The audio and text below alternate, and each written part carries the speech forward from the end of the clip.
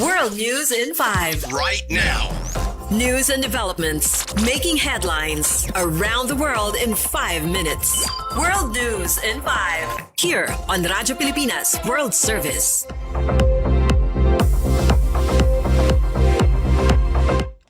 Good day to all of our listeners here on Radyo Pilipinas World Service. This is World News in 5 and I'm your host, Steph Vicente. A magnitude 7.1 earthquake in southern Japan has damaged at least 45 medical facilities in Kumamoto, according to the country's health ministry.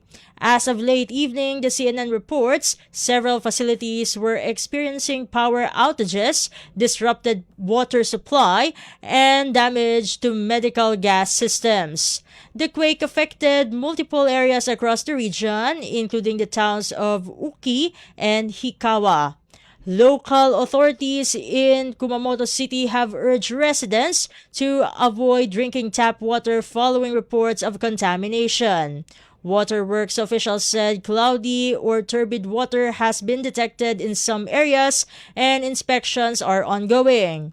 While tap water may still be used for cleaning and sanitation, residents are advised not to consume or cook with it until safety is confirmed.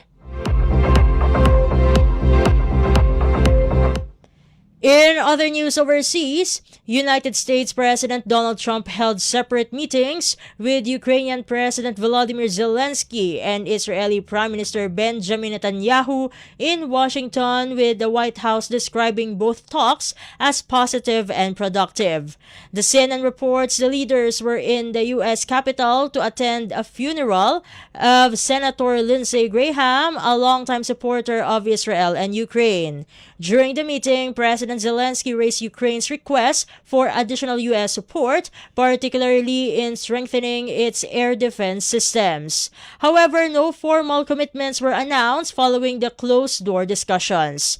President Zelensky later said talks included possible cooperation on Patriot missile systems and broader defense initiatives. He also emphasized the need to reinvigorate diplomatic efforts amid ongoing conflict with Russia.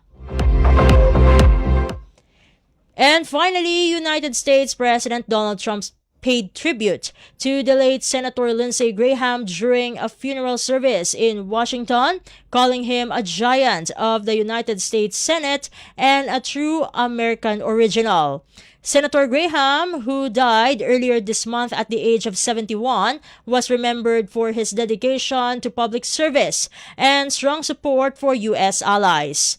President Trump said the senator gave America the full measure of his good and mighty heart until his passing. Senator Graham had recently returned from a trip to Ukraine, where he met with President Volodymyr Zelensky before dying of an aortic dissection. Israeli Prime Minister Benjamin Netanyahu and President Zelensky were among those who attended the funeral. Senator Graham represented South Carolina in the Senate and was known for his advocacy on foreign policy issues. And that concludes today's edition of World News in 5. For Radyo Pilipinas World Service, this has been Steph Vicente. Good day and stay safe, everyone. World News in 5. Right now. News and developments making headlines around the world in 5 minutes. World News in 5. Here on Radyo Pilipinas World Service.